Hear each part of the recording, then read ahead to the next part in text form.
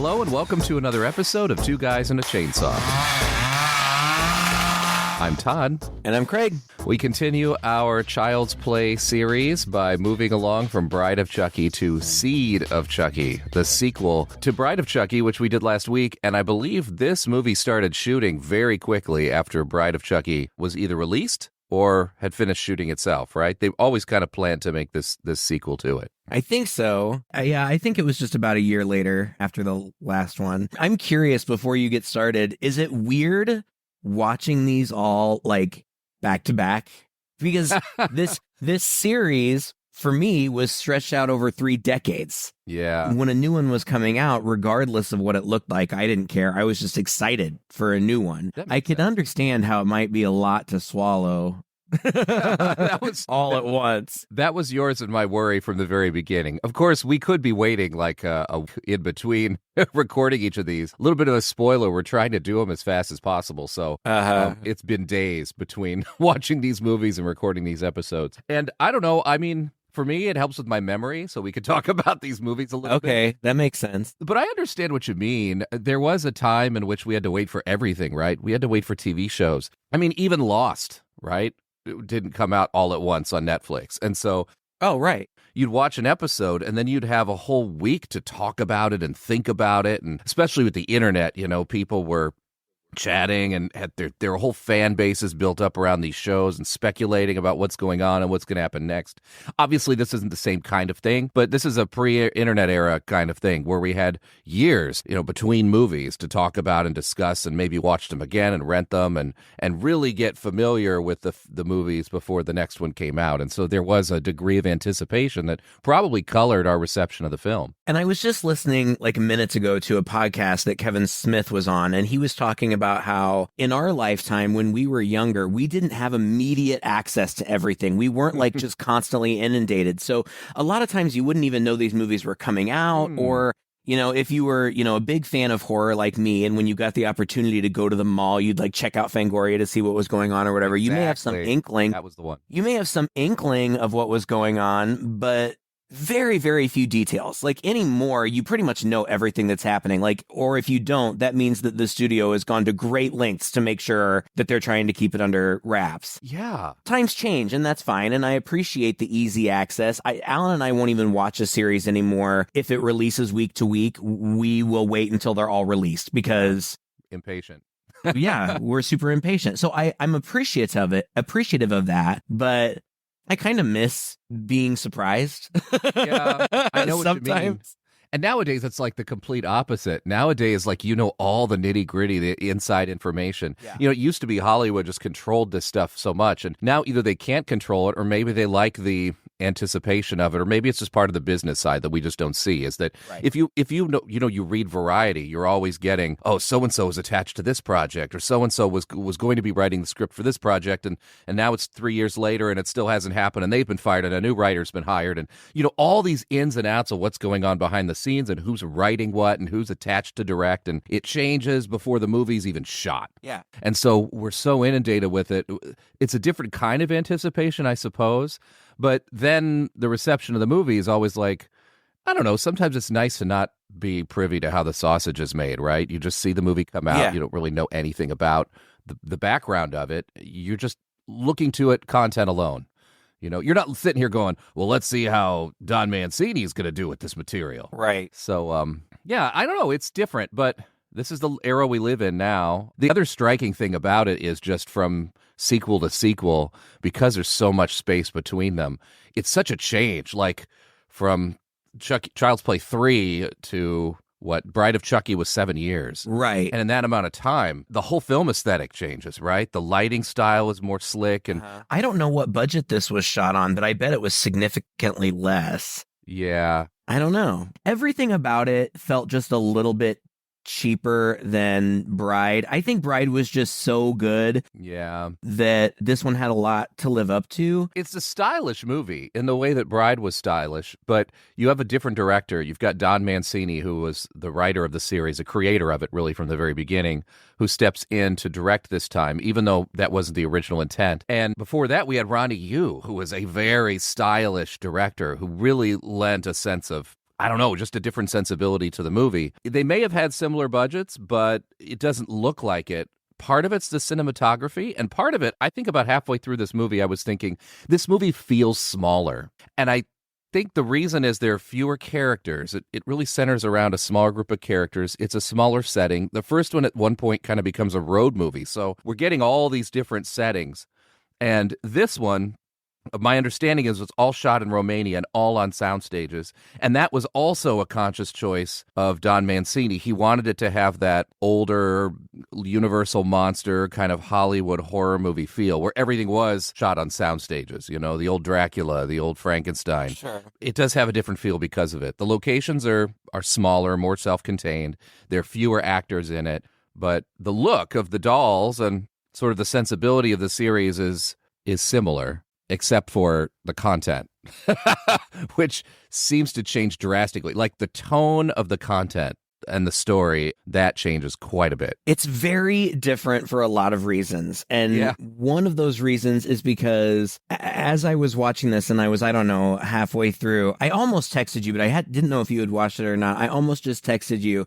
This is a straight up comedy. Like, yeah.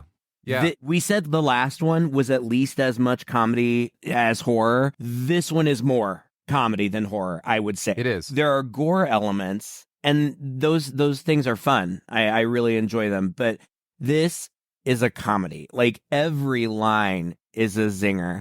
So that's one thing that makes it different, at least somewhat. Like, it amps it up even further. Like, from part 2, they've turned it up to 11.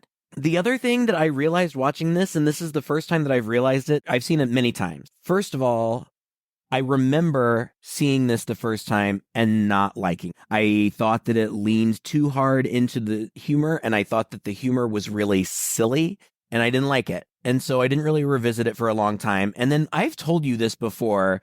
Later, more recently in my adult life, I had caught at least part of it again, and I was like, you know what?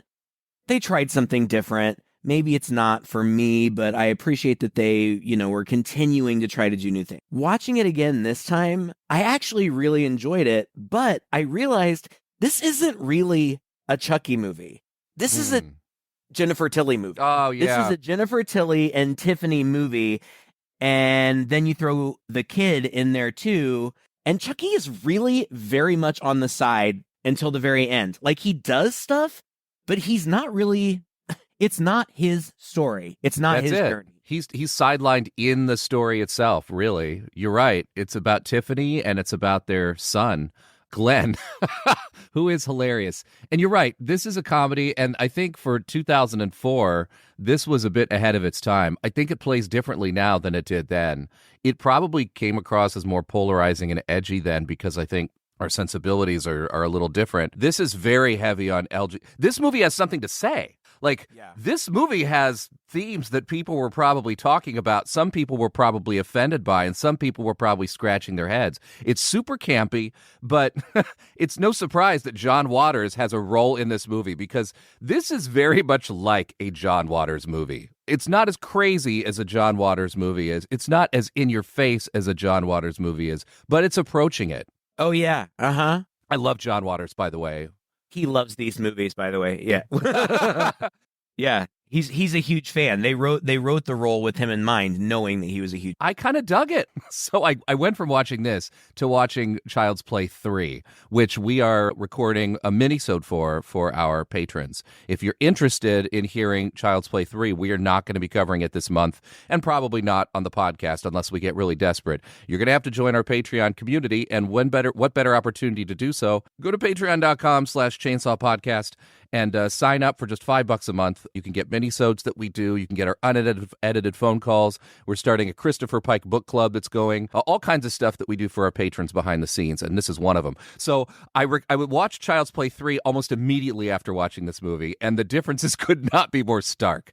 Uh-huh. Whereas Child's Play 3 felt like more of a continuation of the tone of the first two movies. Obviously, Bride took a complete left turn in a way. This is like a 180. Like you said, this is straight up comedy. It's not really even trying to be scary. No, not scary. And you're right. It's about the Tiffany doll. Well, and about Jennifer Tilly, who plays both. First of all, Jennifer Tilly is top billed in this movie. both as her playing herself and the doll surely has significantly more screen time than anybody else. She's all over the place. But my favorite thing is her playing herself in a self-deprecating way that is so funny. It is hilarious. I would really prefer that we just stop talking now and just play all of her lines in sequence, because I am just dying laughing. But then there are some, oh God, hopefully we'll get to it. I don't know. We may just gush about this movie and run out of time to talk about the plot. But there is a scene where both Tiffany the doll and Jennifer Tilly are on the phone with another character, and it's one of the funniest things I've ever seen. It's so funny. It's really smart, Again, it's one of these self-aware meta type horror things where the whole conceit here is that in this universe... Okay, wait. I was trying to figure this out. Can you explain this to me? How does this work? Because how does it work? I really tried to wrap my head around it, and I'm not sure that I can. How do the character of Tiffany Valentine and Jennifer Tilly, the actress, exist in the same universe? Right. You almost have to imagine that Tiffany Valentine is not actually Jennifer Tilly, right? Like in the universe, Jennifer Tilly was just hired to play Tiffany Valentine in the movie within the movie that they're shooting here. Right. And we have to kind of put out of our heads that she was also playing, even though they have the same voice. I know it's like hard to... and they're identical to one another. Yeah.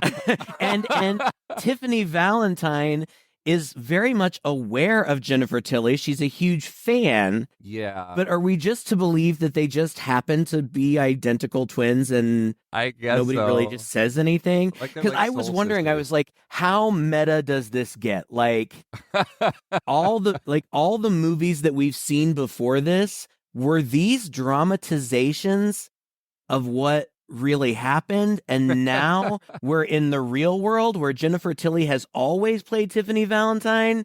But in this world, Tiffany Valentine's a real person, and Jennifer Tilly is an actress, and Tiffany Valentine is in the doll. Jennifer Tilly is playing the role of Tiffany Valentine.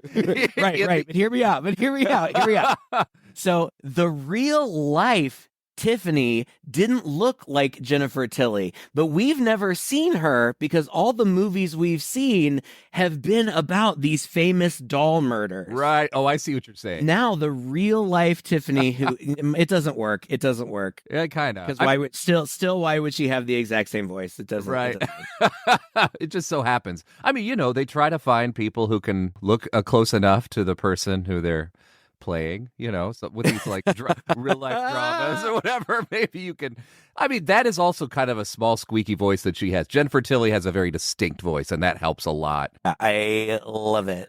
It's so cute. Jennifer Tilly has just the right combination. You take any one bit of her and her looks or her personality or her voice or whatever away, and it's almost arguable that she might not have succeeded as an actress to the extent that she has now, because she's just got a package that just works, and it's just so good. And I love her. Of course, I was in love with her as a kid, so that helps too. But like I said last time, she's like this Betty Boop of the 90s or 2000s. She has that seductive sultriness about her. Whereas Betty Boop's character is sort of not aware of that. She's sort of super innocent and blissfully unaware about how attractive she is and how much men are swooning over her. Maybe that's the update. Jennifer Tilly kind of plays a heightened version of the way that she's perceived. And I think that she's 100% aware that that's exactly what she's doing. Oh, yeah, and sure. So she kind of plays, the big boobed bimbo. She has a line in the movie. She's like, I know I come across as really slutty, but that's just for my image. Right. And it's so meta. I can only imagine that it's a result of her being a really good sport, because I know some of this maybe was improvised, but I'm sure most of it was written. And for her to be a good enough sport to take these really self-deprecating lines and deliver them with such enthusiasm. Yeah. I just absolutely love it. Like, we're not going in sequence, but there's one point where her assistant finds out that she's thinking about sleeping with a director to get a part. Think about what you're doing. What are people gonna say? Who cares what people say? But don't you see how evil this is? I don't want to hear it. You're prostituting yourself so you can play the Virgin Mary. Joan, I don't want to hear it. Oh, this is so evil. You're going to hell. No, hell would be ending up on Celebrity Fear Factor in a worm-eating contest with Anna Nicole Smith. And the assistant goes, which you'd win. Because they're constantly making jokes also about how fat she is. She's not fat. She is a curvy, beautiful woman, but there are so many self-deprecating fat jokes. The first time that you see her, she's like sneaking a candy bar, like on a movie set. Oh my God. She's hilarious. I could talk about her all day. Are we going to try the plot? I don't know. I want to talk more about Jennifer Tilly. I suppose we will as the plot goes on. So yeah, that's no problem. Okay. We can talk the plot. But she's the star of the movie. This is her movie. She is. Before we go into the plot, just a thought occurred to me before it passes. What you were talking about, again, about how modern this movie is, how it's received differently now. I think like back then, for example, Marilyn Monroe is a created character. Right? Yeah. If you look at images of her and where she came from and all that, the Hollywood system took her in and changed her, dyed her hair blonde.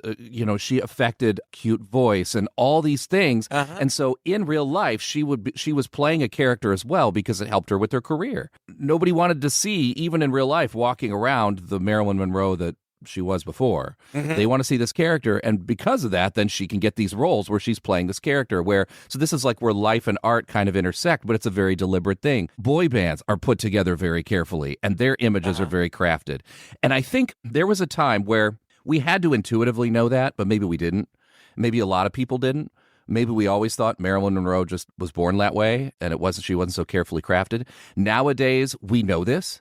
And we know it so well because we're so connected and we read so much online and people discuss this incessantly. And even actors are more open about it, that it's different. Like back then, this probably was like, oh my God, why is Jennifer Tilly saying all these horrible things about herself? Nowadays, I look at it and I'm like, oh, this is Jennifer Tilly acknowledging the image that she had to take on in order to be successful in Hollywood. So on the one hand, nowadays, it just seems like almost any actor might be more willing to do this because the audience is in on the joke. Whereas even just 20 years ago, we weren't all in on the joke. We didn't all get it. And so we'd be scratching our heads here and maybe even applauding her like, oh my gosh, she's being so progressive and she's saying these things about herself, or is she revealing her inner insecurities and stuff like that? And now we know this is also part of image crafting, right? This movie itself is crafting an image of Jennifer Tilly, the actress, and it's probably in her favor. Makes her come across as a really fun person. She's really super fun and endearing.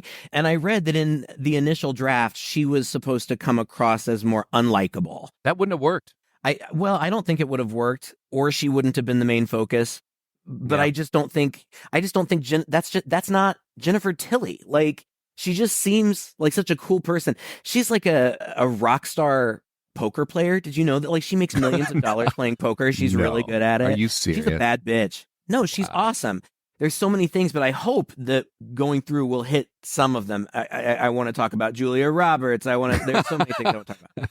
But I want to talk about, because I feel like it's the second images appeared on screen, I'm like, oh, this is going to be a different kind of movie. Because the very first image is a red screen, and then cum starts dripping down the screen.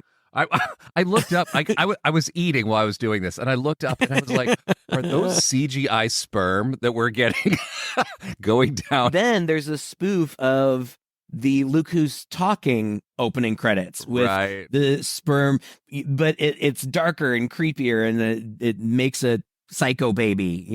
We've seen this baby before. Yeah. Then it jumps to a POV shot of this little girl opening a present, and she's like, it's a doll. Ew, it's gross. I hate it. And they don't know where it came from. And the mom and the dad go upstairs, and anyway, this POV doll ends up killing the dad, stabs him and pushes him over the banister. This is a good sequence. I mean, Yeah. I know we kind of want to brush through it because there's so much movie to talk about, but I was really struck. The reason that hold on really quick, the reason that I was kind of brushing through it and I interrupted so that maybe you can explain it to me. I don't really remember how it's connected. Well, Chucky's got to end up somewhere, or Chucky's seed, Chucky's son. Well, you don't know at this point. I think Right. they're trying to lead you to believe that it's Chucky. There are like 2 fake outs right off at the beginning of this movie, and then there's a really clever line that acknowledges it. And at that point, I was like, God, this is really smart writing. So you get the POV shot, and it's the typical killer POV that starts off a lot of slasher movies. We don't know exactly who they are, but in a Jason movie, you just assume it's Jason. Right. So in this movie, we're assuming it's Chucky. But immediately you're thrown off by the fact that these people have British accents. And I was like, oh, that's bizarre. Is this going to take place in England? And it's a girl who's opened up a doll for the present, but doesn't like it because she thinks it looks weird. All of this is shot through this doll's POV. And when she and the family leave the room, the doll sees the half-eaten birthday cake there, and it's got a knife in it. So the doll picks up the knife, and then, as you said, starts wandering and going through the house and kills the father, and he falls down the stairs, and then goes in the shower where the mother is showering, where we get nudity. I think it's the only nudity in the movie. Yep. And I think it's the only nudity in the series. It's not the only nudity in the movie because Tiffany flashes. No, not Tiffany. Excuse. Doll Tiffany. The doll flashes her boobs later in the movie. Yeah, we get doll nudity. Does that count? This is the only one in the franchise, I believe, that features any nudity at all. This is very horror movie. This is very straight slasher. We're not going to get anything more like this for the rest of the film. And I think this is a conscious choice on the side of the director to give the fans this and then let them know we're going to be subverting your expectations. Because after this whole sequence is finished, which, by the way, is a very impressive sequence because it appears to be done all in one shot. I can see the edits. There are places where it was clearly must have been edited, but it's seamless. So the whole thing looks like it was done in one shot. It's really great. And then suddenly it's like, hey, wake up, shitface. And we get a face of a totally different guy. And we finally see the doll, and it is this little kid. And this was like a dream he was having. That's what I don't really get. Was it a dream? Was it a memory?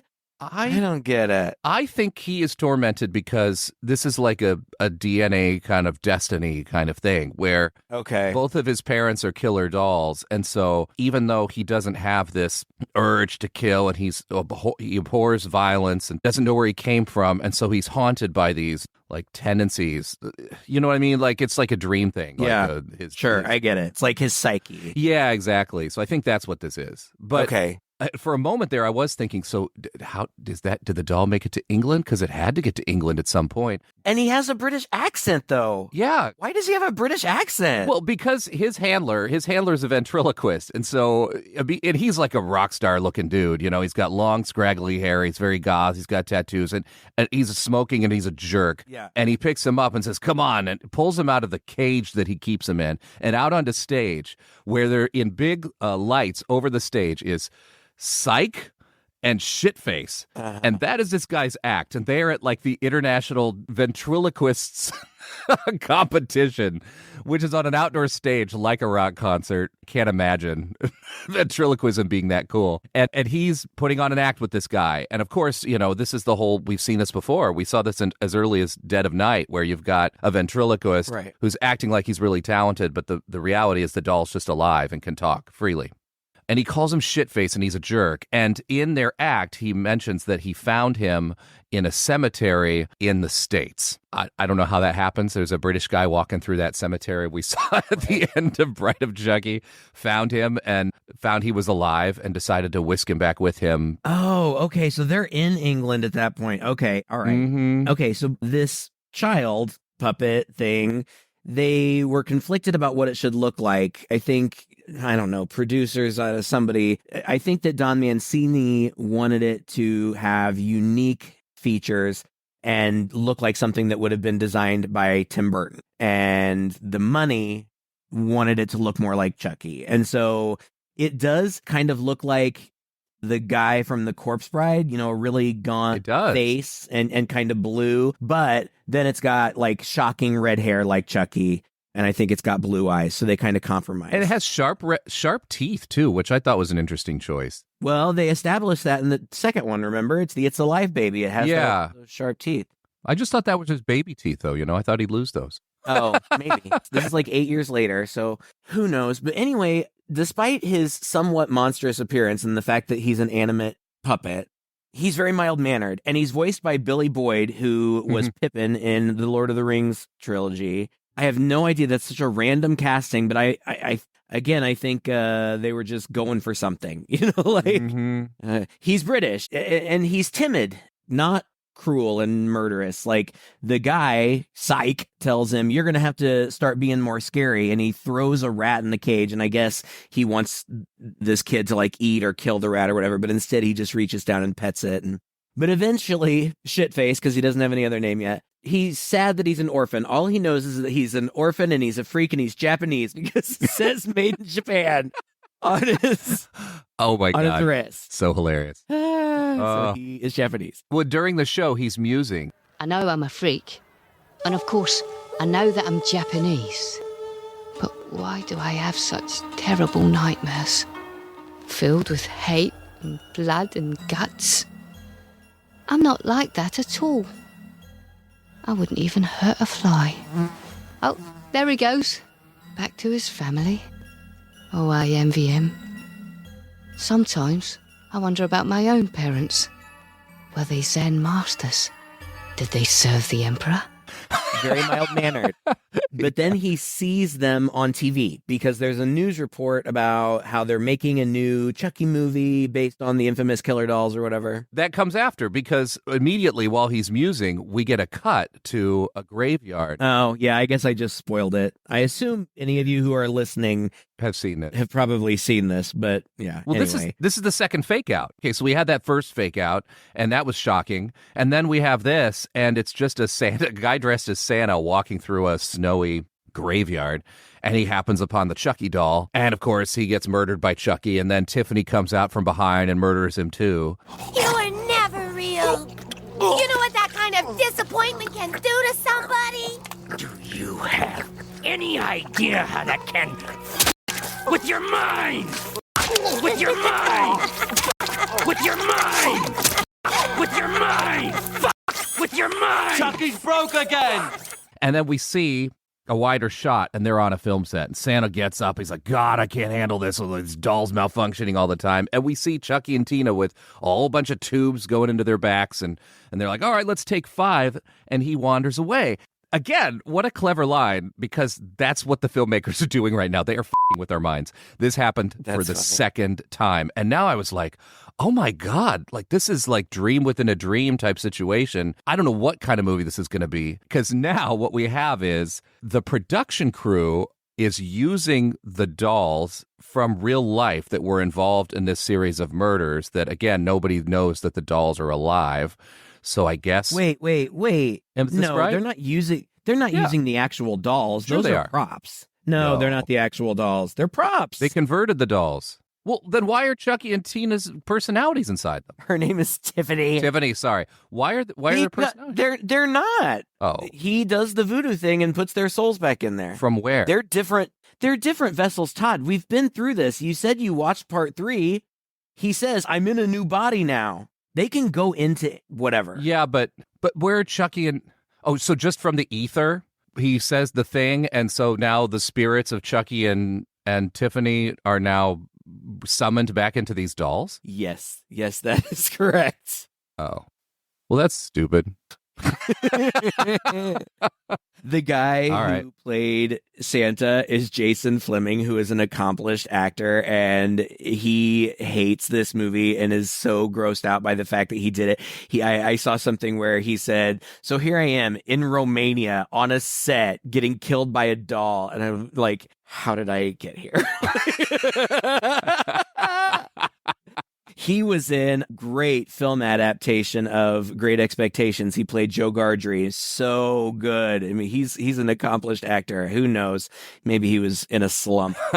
Then, okay, so it's a movie, and it's a movie set, and they're shooting Chucky Goes Psycho, which was actually the original idea for this movie. It was going to pick up right where the last one left off, and Chucky and Tiffany were going to go to the Bates Motel, and then it was going to turn into a slasher.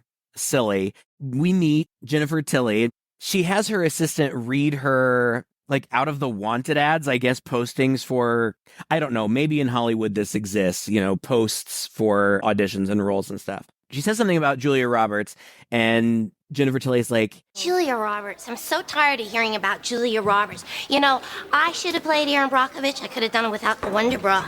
Julia stole that part right out from under me. And you know how she did it? She slept with the director. That's what I think. just all these silly lines, and oh God. And then she has this whole monologue. I mean, look at me. I'm an Oscar nominee, for Christ's sake, and now I'm fucking a puppet.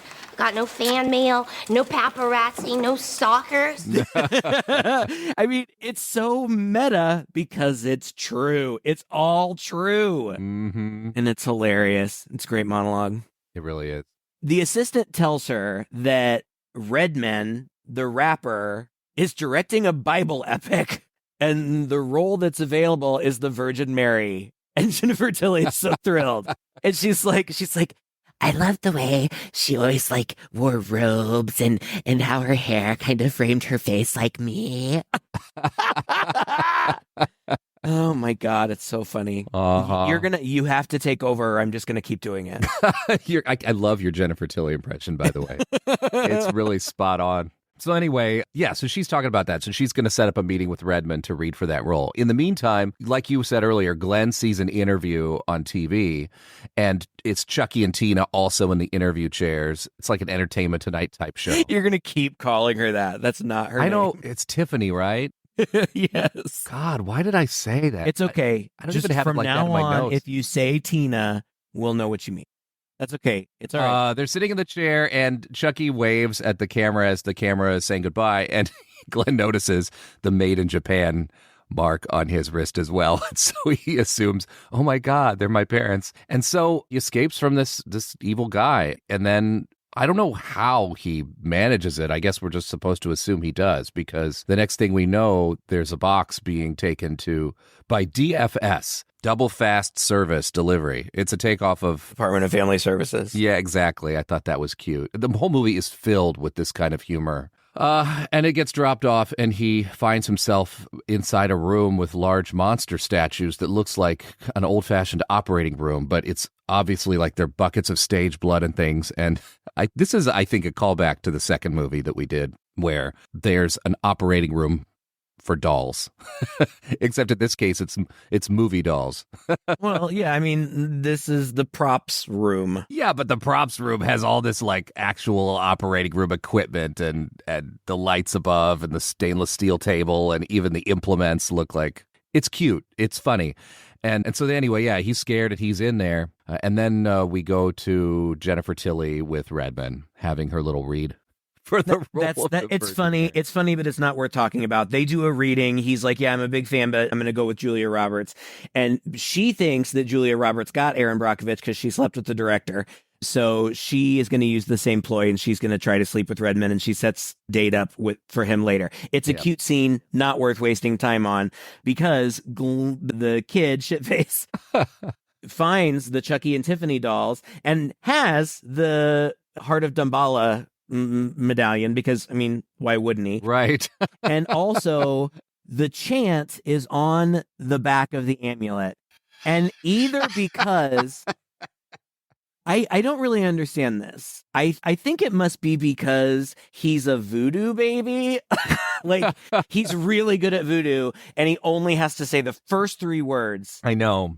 And then say awake, and they wake right up. He should have told his dad this. He could have saved his dad a lot of time. Yeah. Oh my God, it always takes everybody else so long, and he's just like, Ade due dembla, awake, and they wake right up. Oh my God. And he greets them in Japanese, and they're confused, but they figure it out. He doesn't know if he's a boy or girl. Is this when they argue over this and take his pants off? I keep using male pronouns. That's kind of... Chucky's like, shitface, that's a terrible name. We got to change your name first. I want to name you Glen. And she's like, no, what do you mean him? It's a her. She's Glenda, which is a straight off... I was rolling my eyes at this. It's a straight off nod to Ed Wood. Yeah. Ed Wood, the famous director who did Plan 9 from Outer Space and all these old black and white horror movies that I grew up on, also did a movie. Him himself was at least a cross-dresser.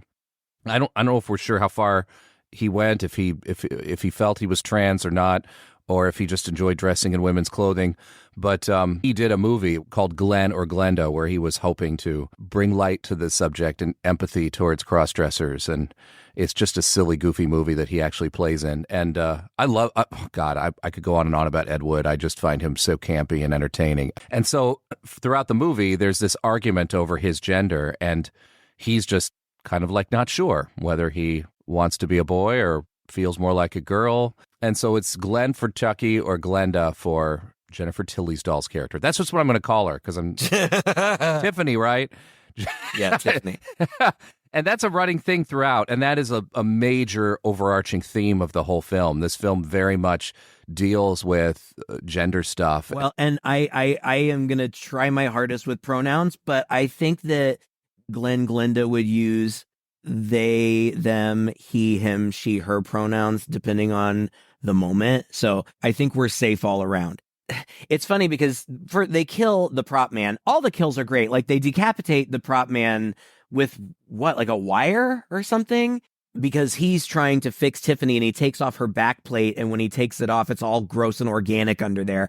And of course that scares him. And then Chucky decapitates him with wire or something. His head goes flying up in the air, and yeah, they each have an hand on the wire, and then as soon as that's right, he falls down and his head is spurting out blood, and you see the camera pan back, and Chucky and Tiffany in the foreground are just like making out in the blood because they're just so turned on by what they just did. Right. It's so funny. And then Jennifer Tilly comes in and thinks that it's just props because she's surrounded by props, and she came in there to get her candy bar. She had stuck it in Chucky's overalls. And she comes in and she plays with the decapitated head for a while and talks to it. And she's like, "You're cuter than my last boyfriend." And she like kisses it on the mouth. And then she's like, "You look so real." And she looks closer at it and eventually realizes it's real and screams, as she does for the entire rest of it. She does a ton of screaming. Yeah. Oh my God. But Tiffany, before she freaks out and the cops come, Tiffany is in awe. She's like, "Jennifer Tilly. She's so beautiful." And she's like, "And the voice of an angel."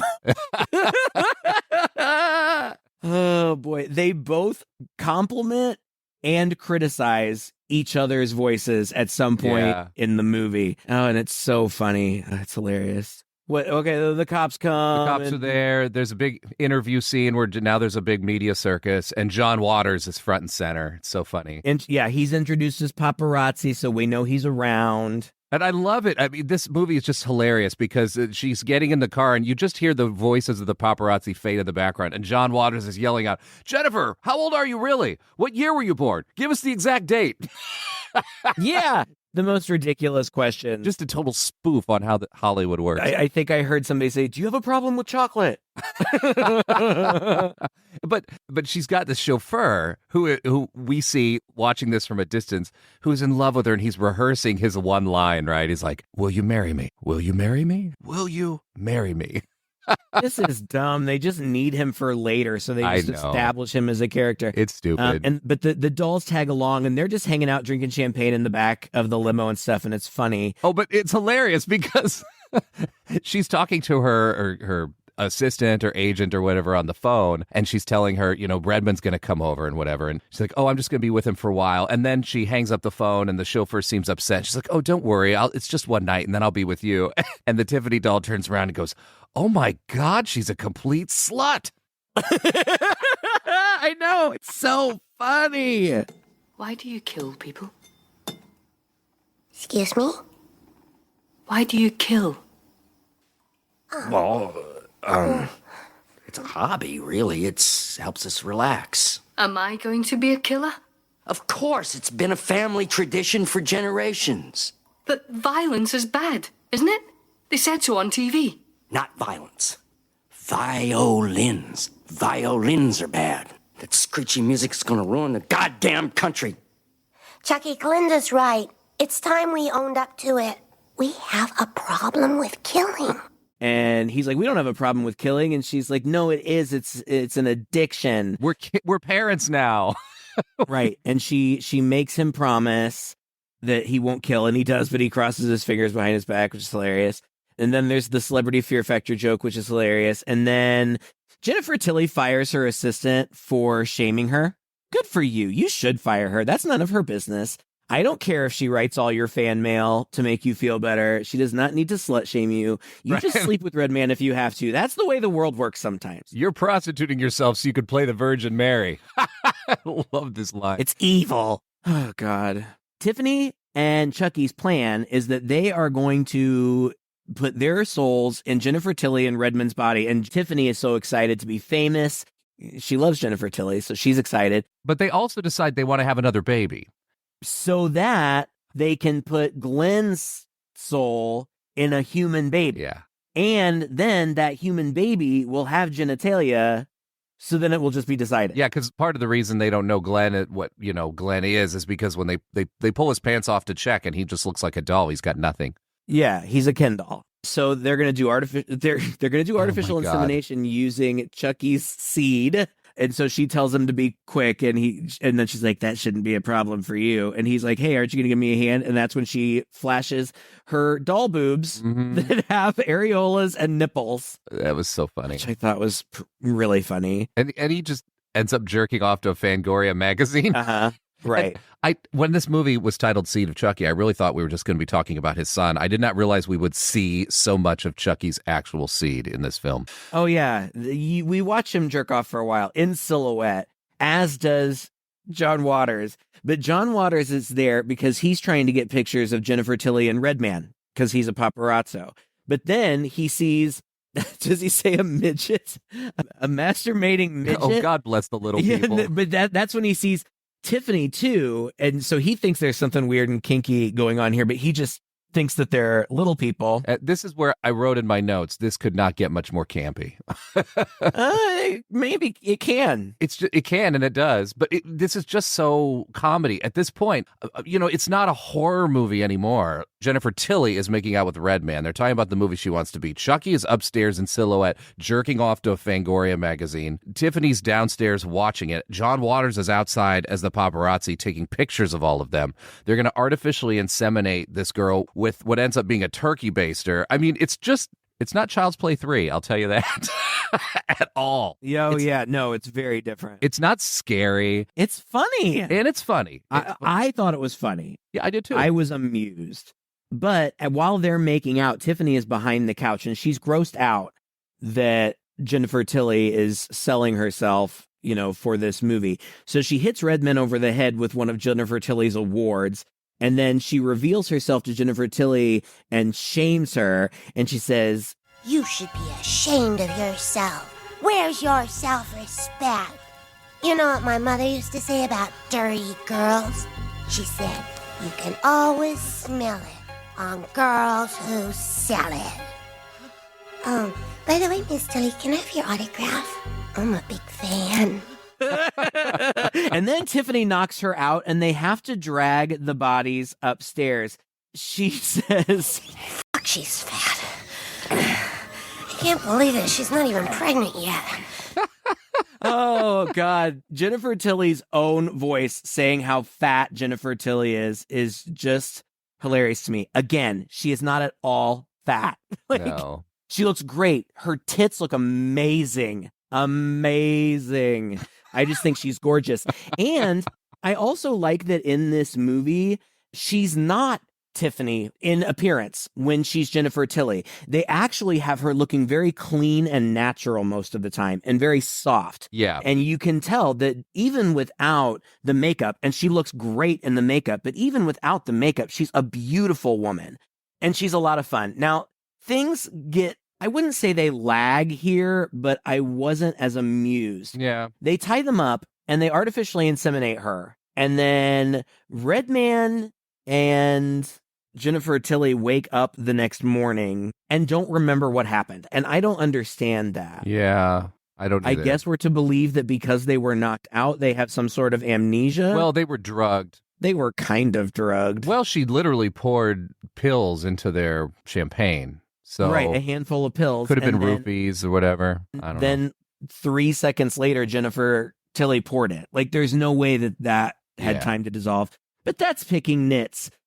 So there's a whole day. Well, and the boys, Chucky wakes up Glen and takes him out because Chucky had seen, he caught John Waters. So he wants And to so they find go him. after, right, so he wants to go find him and apparently knows where he is, I guess. I know, right? And, it's funny because in the first movie, Chucky poo-poos the idea that they'd take a car and drive. I think he says something, what, am I going to be using the steering wheel and you're going to be operating the brakes? And it's not going to work. I think that was in Bride. And in this movie, he's totally fine taking Glenn out and doing exactly the same thing. There's a gag where a car that's supposed to look like Britney Spears zooms by them and he runs her off the road. But this movie, it's just so full of pop culture references, which is, again, so John Waters, but it's what makes this movie so different, even from Bride, I think. Oh, did we talk about how they killed John Waters? No. Chucky was just gonna stab him, I think. But then Glenn intervened and screamed no, which startled John Waters, and he backed into, this is all in a dark room, he backed into a Shelves. Yeah, and not stationary set of shelves, and it hit against the wall, and then all the chemicals fell on him, and sulfuric acid. Do you need sulfuric acid to develop pictures? I don't think so. One wouldn't think. Oh. But he gets his face melted off and he's dead or whatever. But when they wake up, they don't remember anything. But Jennifer Tilly says that she had a dream and her guardian angel, and she had the most heavenly voice, came and told her that she needed to do better and she needed to respect herself. Meanwhile, Tiffany is really all about this not killing people thing. So she's reading 12 steps in 3 days, and she skips some of the steps, like step 3, accepting that there's a higher power. Okay.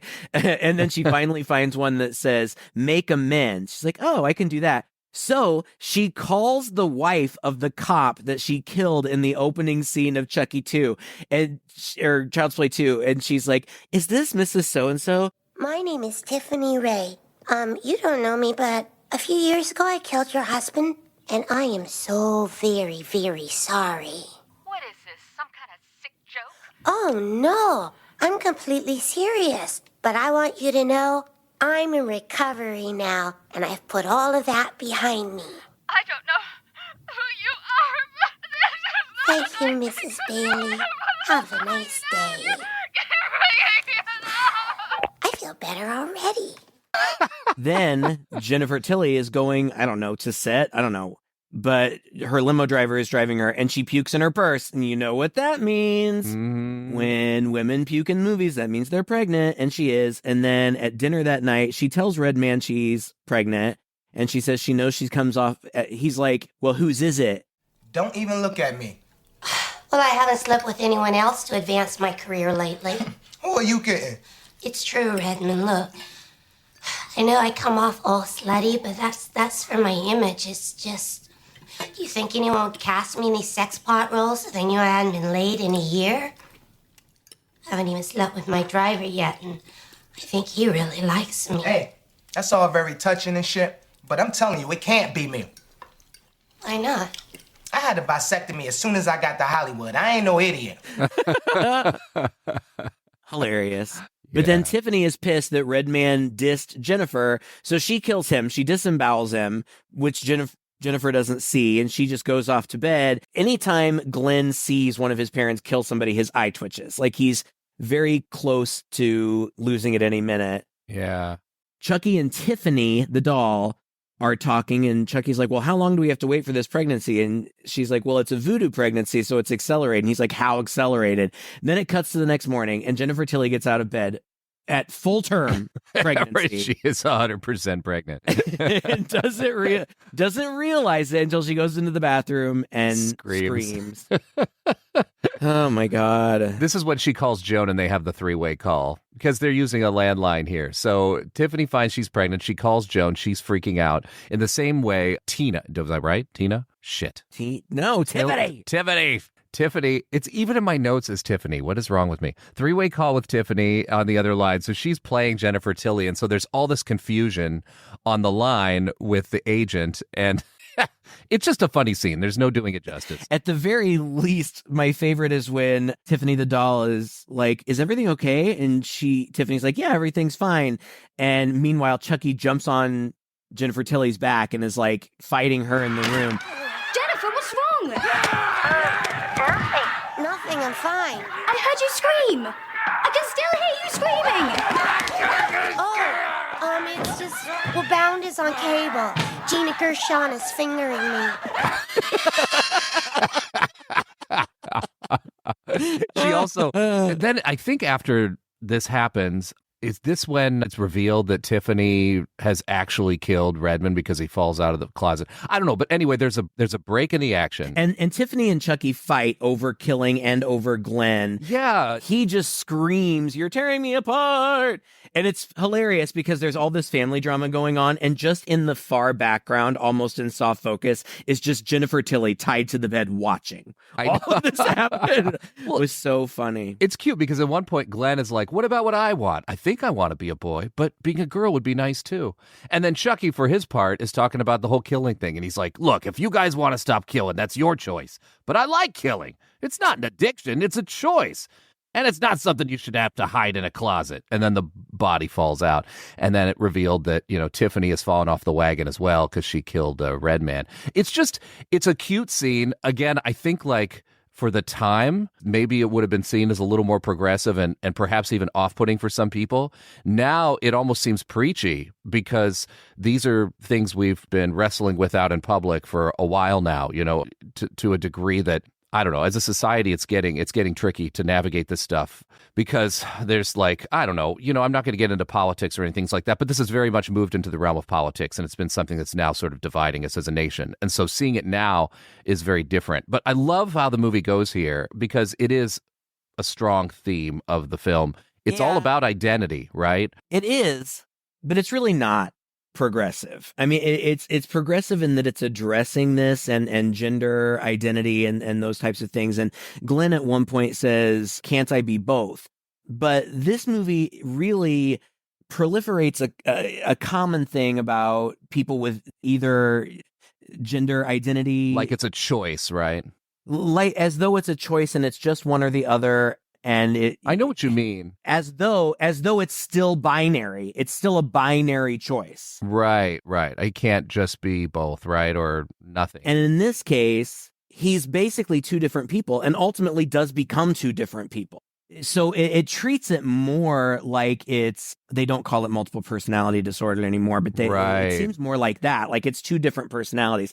And that's not what being trans is. Correct. So I understand that, yes, it's addressing something that has become very much part of, our social zeitgeist, but it's still clunky in its handling of it. I don't think that it's intended badly. In fact, it's intentional. It's inspired by, I think, a couple of Brian De Palma films where there were male and female counterparts, and the female one was always the right. So it's a direct take on that, but it's not some kind of like, they were prophetic or they were ahead of their time. Don't you think for 20 years ago, I mean, we weren't really seeing this in movies, let alone horror movies. Like they weren't coming this head on, even though it's clunky.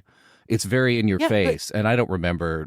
I think for its time, it was. I think we have seen this a lot. I think we have seen being transgendered through the lens of mental illness.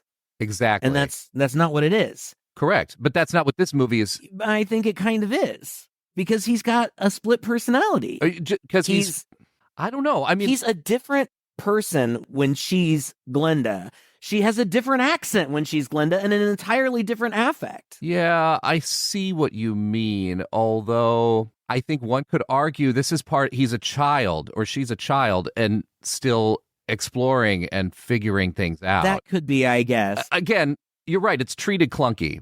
Do you remember that movie? I know you remember the movie Death Spa. Yeah. And that character that was a man sometimes and a woman sometimes, and like the woman was the real evil one. Yeah. That's what this reminds me. Oh, I hear what you're saying. Anyway, whatever. I'm not critical of it. I don't think that it was mean-spirited at all. And as I mentioned in a previous podcast, Don Mancini is a gay man himself. He actually, this was meant to be kind of a metaphor for his own conflicted and confusing feelings when he was a kid. So I'm really not criticizing it. I'm just not going to give it a gold star for being terribly progressive. Oh, no, but I think for 20 years ago, I don't think you would have seen the balls to put something like this front and center in a movie. Although I can see what you're saying. It's played for laughs, it's played for comedy, and it is played with a piece of multiple personality or something like that. A little Psycho-esque. We're running long, so I feel like we should give the Cliff Notes version of it. They decide that because Redman is dead, they need somebody else, so they call the limo driver. They get him over there easily. Joan comes over at some point where they're trying to perform the ritual, and they kill her. Actually, Glenda kills her because this is when she switches personalities, and Glenda's the murderous one, and Glenda only comes out when emotions are really high, or Glen is really agitated or scared. And Glenda dresses just like Tiffany in a way that is unsettling. I don't like it. Yeah. But I like that I don't like it. It looks like... It's cringy. It looks like rough drag. But it's interesting, to say the least. And the character choices, speaking in a different accent, a different voice. It's the same actor, but speaking in a different accent, different voice is different. And Glenda likes killing... And so does Chucky. They deliver the babies, and one of the babies is a boy and one of the babies is a girl, and they tell Glenda that they can choose. But then Tiffany's like, maybe they don't have to choose. Maybe they can be both, which is also weird. They're about to go into the actual people bodies, but Chucky decides at the last minute that he doesn't want to. This is the moment. It's a turning point in the franchise where he decides he's fine in the doll. Mm-hmm. I have had it! That's it! There is a limit to how much I can take. What are you talking about? Look around you, Tiff. This is nuts. And I have a very high tolerance for nuts. If this is what it takes to be human, then I would rather take my chances as a supernaturally possessed doll. It's less complicated. You can't be serious. As a heart attack. Think about it. What's so great about being human anyway? You get sick. You get old. You can't get it up anymore. I'm not looking forward to that. Hun, I want to be Jennifer Tilly. I want to be a star. And I don't want to be your chauffeur. As a doll, I'm fucking infamous. I'm one of the most notorious slashers in history, and I don't want to give that up. I am Chucky, the killer doll, and I dig it. And Jennifer Tilly says, well, that's not what I want. I want to be famous. I want to be Jennifer Tilly. In that case, I'm leaving you and I'm taking Glen. And Chucky says, nobody ever leaves me, which is a character trait that we've not seen before, but okay. And they fight, I feel like, for a while, but then the cops show up. Well, he axes her in the head. No, it's not until they get to the hospital. That's the nobody leaves me line. Well, it happens again. They fight, but then the cops show up. Gotcha. And when the cops come in Jennifer Tilly's room, it's just her. They killed the chauffeur guy by accident, but as they were fighting each other, he got killed. It's just Jennifer Tilly and the babies in the room. No puppets to be found. So they got to the hospital. Jennifer Tilly's talking to her agent, who says, you've been cleared. They know it wasn't you. Any publicity is good publicity. It's going to be good for your career. And she's like, I don't care about my career. All I care about is my kids. And my first thought was, is this Tiffany? Because they'd started the ritual, but I wasn't sure. Mm-hmm. And so then the guy leaves and she's alone in the room and the camera pans down and we see that Tiffany and Glen, it is Glen at this point, back in the original costume. They're in there and Tiffany drugs her and she gets up and is feeling very woozy and she sees the dolls and she falls to the ground and they start to do the ritual to put Tiffany inside her, but then Chucky shows up in a Jack Torrance The Shining moment, axes through the door, just his face right in the door, and he's got the mean face and he's looking right at her, and then he kind of pauses for a second and says, I can't think of a thing to say. I thought that was kind of funny. It was. But he comes in, and she, as he's axing his way in, she's doing the thing as fast as she can, and the clouds are rolling in, and she's doing it, and she's doing it. But then he comes in, and he axes her in the head, and she falls over dead, and she looks up at Glen as like, be a good girl or boy or whatever. Don't make the same mistakes your parents did. Especially your dad. And then she dies.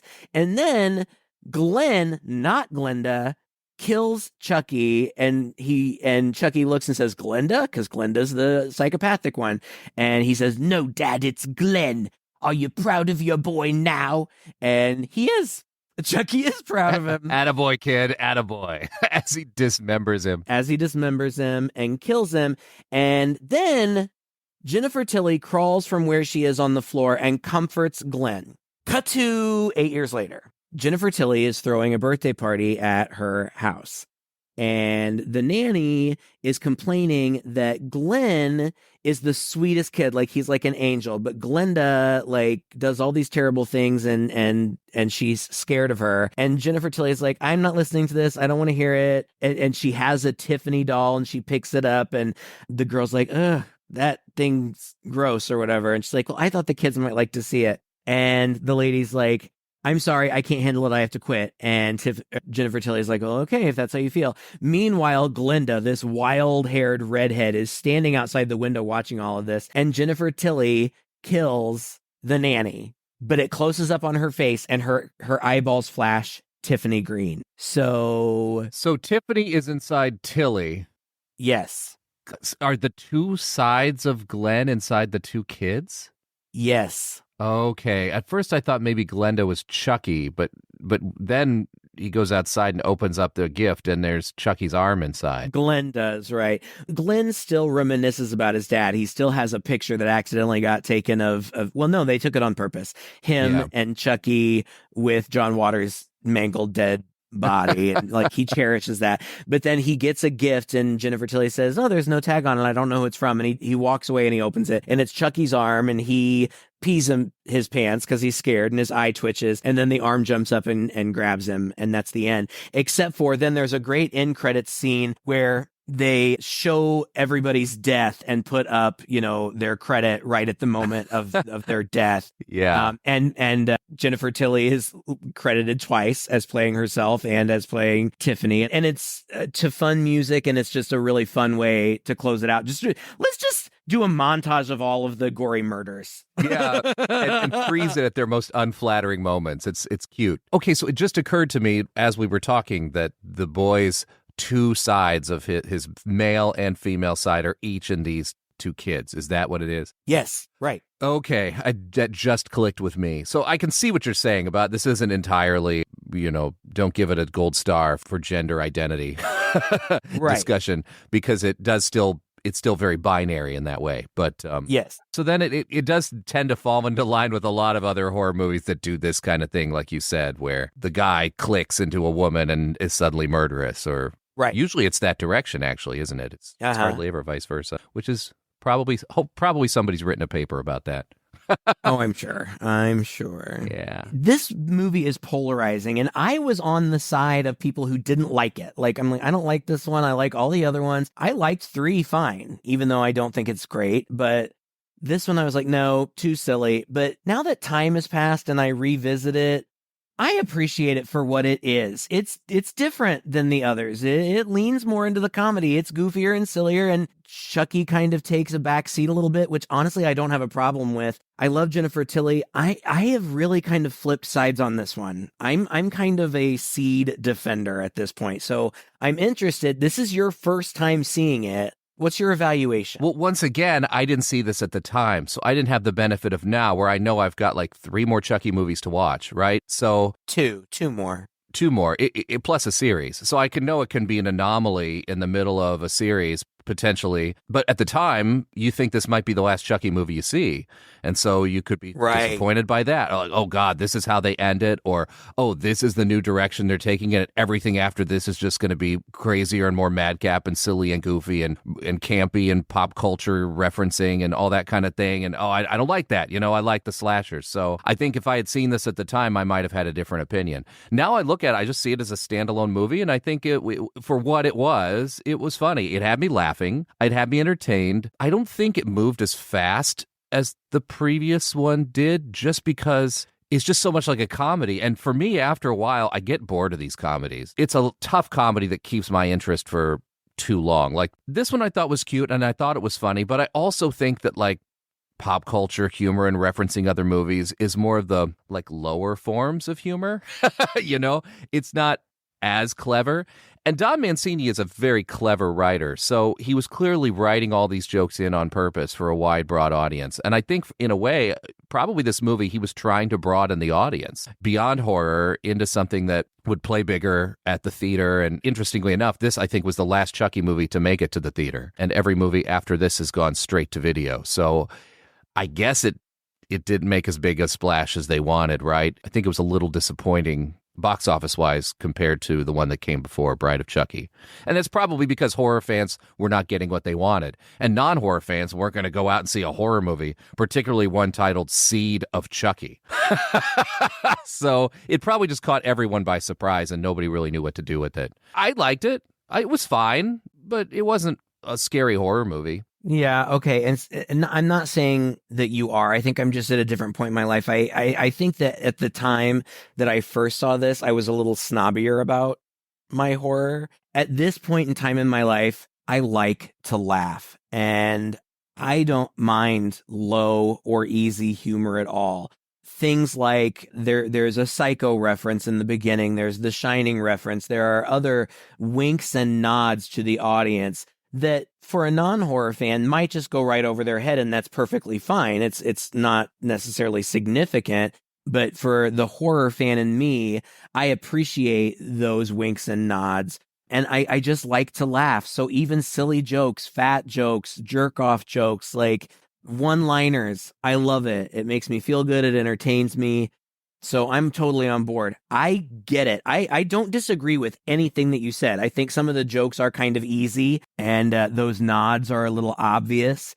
It just doesn't bother me. I don't disagree with you. I don't think this is as good as 2 or Bride, but there was a point in my life when I thought it was bad, and I don't think it's bad. No, I don't think so either. Definitely not bad. If you liked Bride, I think you're going to like this movie. It's just way more of a comedy than a horror. And I'm really anxious to see what Curse is like. I am so excited. Because it's another like almost 10 year. I think it's like another 8-year gap before another one came out. Man. And I've said it on every episode that we've done so far. We didn't know what it was. They intentionally kept it a mystery. Is it a remake? Is it a reboot? And regardless of what you know, go into it with this mindset. I don't know what this is going to be. Well, I have no idea. I haven't seen anything since Seed of Chucky. It was silly. I don't know what this is going to be. And I hope that you can see it with the fresh eyes that I did, because I liked it so much. And if you don't like it, that's okay. I'll just tell you. Oh, it'll be an interesting conversation nonetheless. And that'll be next week. So thank you guys so much for listening to this series. If you're a fan of Child's Play or our podcast, let us know. Just find us online. Just Google Two Guys and a Chainsaw Podcast. Find our website and all our social media. Drop us a line. Let us know what your favorite Child's Play movie is. Let us know where you stand on the whole Seed of Chucky debate. We love hearing from you guys, and we love responding. If you want to tell us with your voice, you can, on our website, click a link that says Talk to Us, and go to a site where just using your computer or your phone, you don't have to install any special software. You can just leave a quick up to 90-second message for us. And once you click that button, it'll get sent right to us. We'd love to hear from you and play your messages here on a future episode of the podcast. Until next time, I'm Todd. And I'm Craig. With Two Guys and a Chainsaw.